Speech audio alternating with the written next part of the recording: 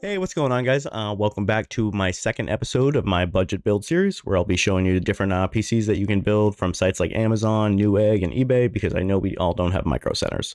Again, I will reiterate, make sure you get at them for stores, hound them until you can't any longer, because I feel like everyone deserves a micro center. Like, we all need one. Micro center, if you're listening to this video, which you're probably not, but every state should have a store. But yeah, my video is going to be a little bit different this time. I'm going to try to get it down to about 20 minutes. I definitely know that 40 minutes is a long time to watch a video, especially when there's not a lot going on. And I know we all have terrible attention spans in 2024, me included. But yeah, anywho, before we get started, make sure you go ahead and hit that subscribe button, like button, hit the bell so you don't miss any videos that I have coming out in the future. And let me know down in the comments different PCs you might want to see, or different parts, or whatever, anything like that. Just let me know down in the comments. Yeah, and I am going to be showing you all the parts, then I'll show you how to build it, and then we'll be running our benchmarks and playing a few games at the end. So stick around to find out how all that goes. All right, without further ado, let's get into the build. Okay, so starting with our motherboard, we are actually going to be running the A520M S2H from Gigabyte. I grabbed this over on Amazon for $77. It is an AM4 board, so it's going to be a whole bunch of different CPUs you can use in this, so if any future upgrades. And it has 2 DIMM slots that supports up to 64 gigabytes of DDR4. For the CPU, we're running the Ryzen 5 4500, which you can grab also over on Amazon for $78.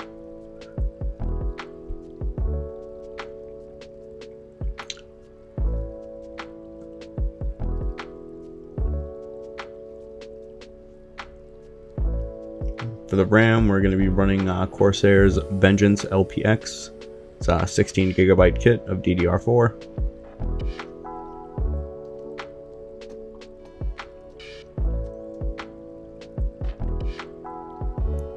Always feel like I'm going to break these when I'm trying to put these in. Every single time.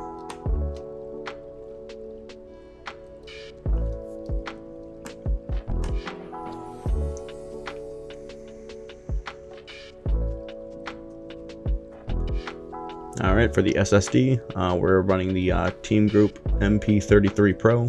It's 1 terabyte. It's Gen 3.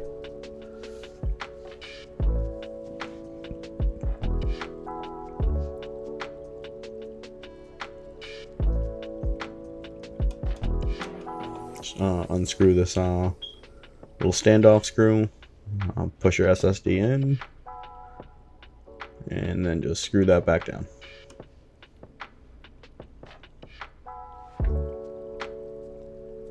Alright, we got to go ahead and get the black brackets off so we can get the CPU cooler on.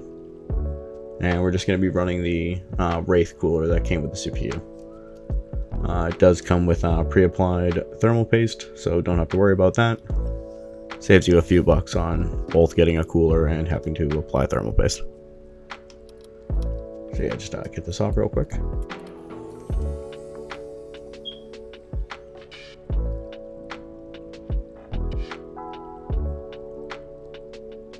And then just go ahead and plug this up into your CPU fan header. Should say CPU fan or something like that. And just fit that down. You'll hear it kind of fit into place, and then just get that screwed in.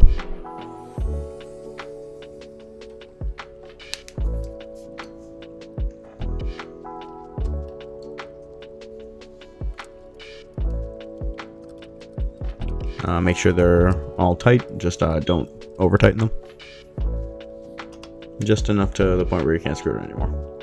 Alright, so we're all set with the motherboard, and we can get on into the case.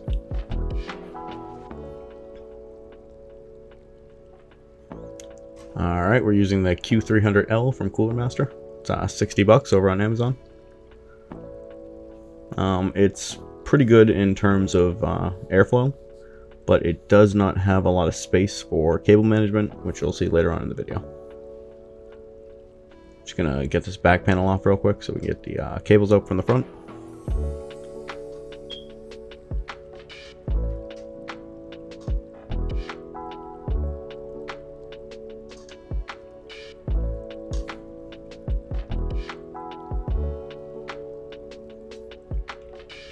Alright, so back here we just have all of our front panel connectors. We get a bag of zip ties. And then we got our USB 3.2, our USB-C, which I actually have to get an adapter for, our audio, and this is our front panel connector for our power button and things like that. And it's actually pretty awesome that they have a full connector like that rather than having to use the single pins. For the power supply, we're going with MSI's A550BN. It's at 550 watts, 80 plus bronze.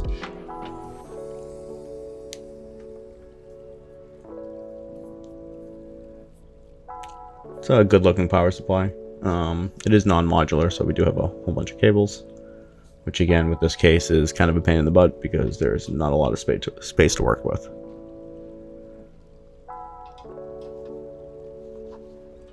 Just gonna get off our front panel. Be careful with this. It's glass, don't want to break it.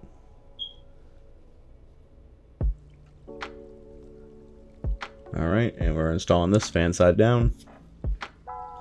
And we just have to slide that in.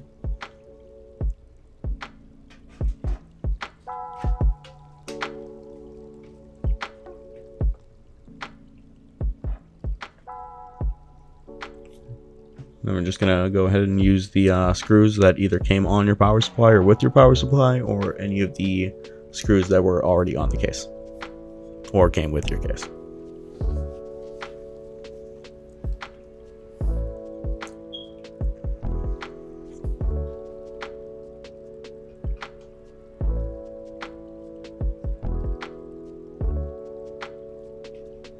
Alright, just push the cables back, and I'm going to flip this so we get our motherboard in.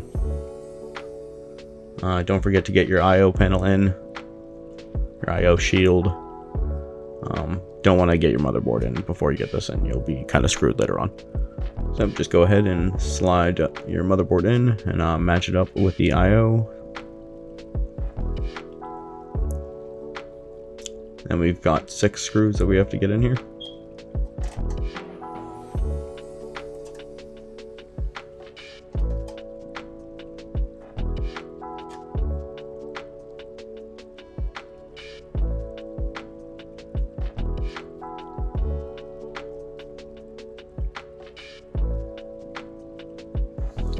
I went ahead and got some of our cables plugged in, 24 pin power connector for the motherboard. I do have to get the 8 pin CPU in, and this is our 6 pin for the GPU, and then all of our front cable connectors. So let's get that.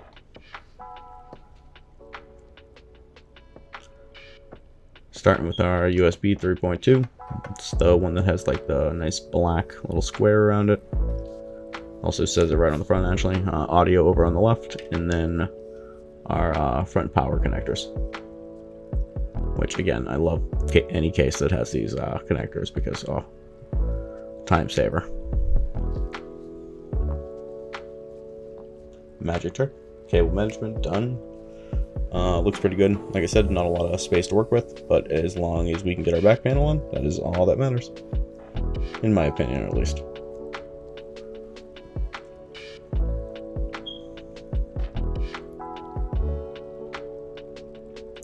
Alright, just gotta get our GPU in, and we are almost done. Going with the EVGA 1650 Super, which I could not justify paying Jeff Bezos $230 on Amazon, so I actually found this on eBay for $100. Mint condition looking, basically. Just gonna go ahead and get that plugged in.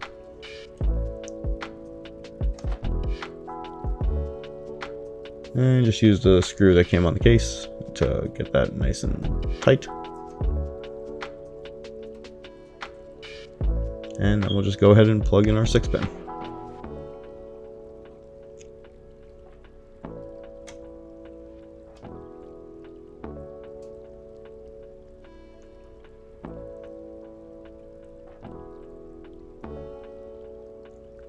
Alright, so I gotta get some case fans in. I actually have to get a little tie on that or something. But yeah, I'm gonna throw 2 in the front, and then 1 on the back for the exhaust. And we're going with the TLS12s from Thermalright, 17 bucks on Amazon. Let's get those in real quick.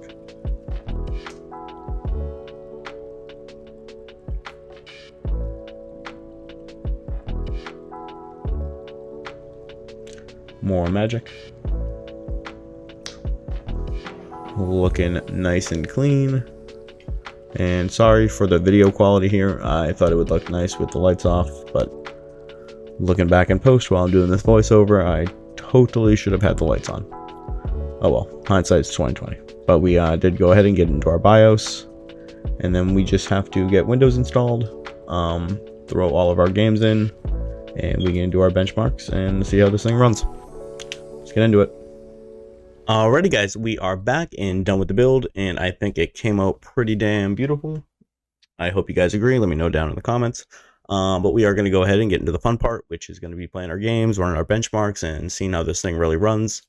This was mainly built as a comparison to my last build, which if you haven't checked that out, I'll leave that down in the description for you. Go watch that.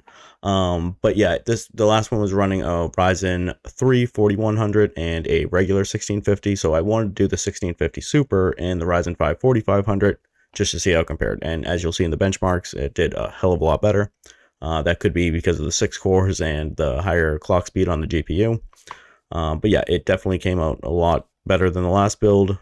And I think spent a little bit cheaper. I think this came under 500, whereas the last one was a little over 500, which is pretty crazy. But yeah, so without further ado, let's get into this. And again, if you haven't already, make sure you hit that subscribe button. It'd be really helpful. I'm sitting around, I think, 58 right now. If we could get me up to 100, that would be awesome. But all right, let's get into the benchmarks and playing our games.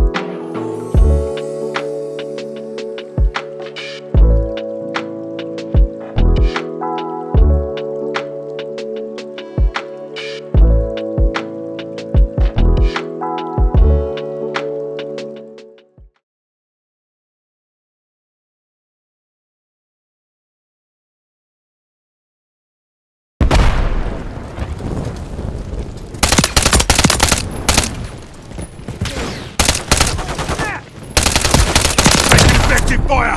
Changing mags! Not dead yet.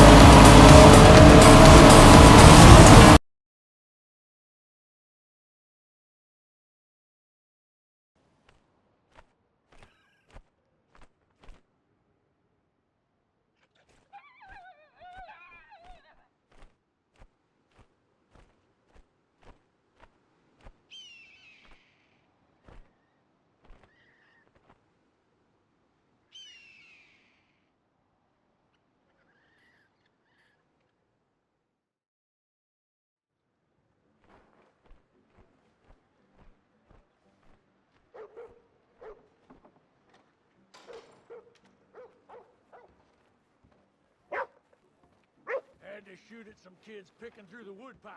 No respect.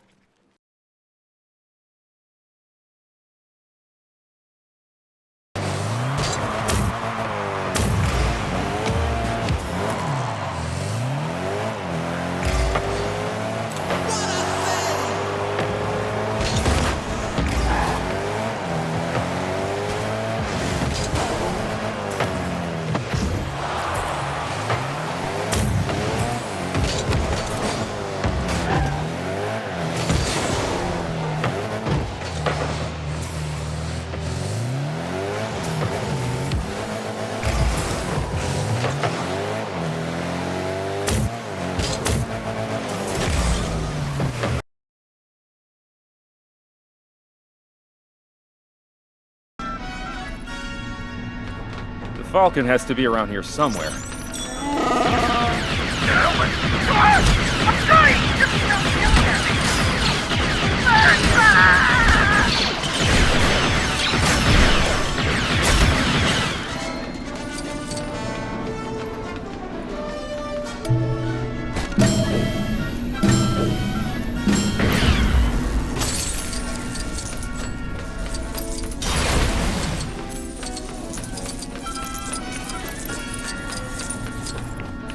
Alrighty guys, so we are back and we are done with the video. We are also done with another successful build. I myself think it came out pretty damn great. Benchmarks performed pretty well. The gameplay was awesome. Fortnite still has to play in performance mode. It doesn't really work at all in what is it, DirectX 12, which is unfortunate. I mean, I can sometimes get into a game, but most of the time it just does not work at all. But other than that, every other game I threw at it worked perfectly fine. We were getting over 60 frames per second or higher. And Fortnite still works. Performance mode is perfectly fine. I had it at the highest settings, I believe, or at least the medium settings, and it still was playing pretty well. But yeah, as for the build, we did hit a total of $487, which is actually like $30 cheaper than my last build, which came in around $510, $513, something like that. And this actually performed a hell of a lot better. It is mostly because I grabbed the card off of eBay rather than grabbing a card off of Amazon, which they tend to be a little bit more expensive, and I found this for kind of a good deal. Don't sleep on eBay, actually. I was kind of against them for a long time, but I honestly was sleeping because they have some pretty good deals on graphics cards or CPUs or really anything you're looking for. But yeah, anyway, thanks for watching. If you stuck around, I really appreciate it. I am going to be turning this series into more of a, well, alongside showing you budget builds or just computers at different price points, I am going to be turning this into more of a like flip series, because it is my end goal, realistically. I am going to be selling all of my PCs that I do here on the channel. I'll be having those over on jawa.gg, so I'll actually leave that down in the description for you too, if you want to check that out, or if you're ever interested in a build you see on here. It will be one of one, so if you want it, grab it. But yeah, anywho, again, I really appreciate you watching. And if you want to see more, make sure you hit that subscribe button, hit the bell so you don't miss any videos. And until I see you on the next video, which might take a little bit, it takes me a little while to get these parts together, especially when we get into the higher price points eventually. But yeah, so hopefully another video up in the next couple of weeks or so. So stick around and keep your eyes out for that. But yeah, again, thank you, and I will see you on the next video.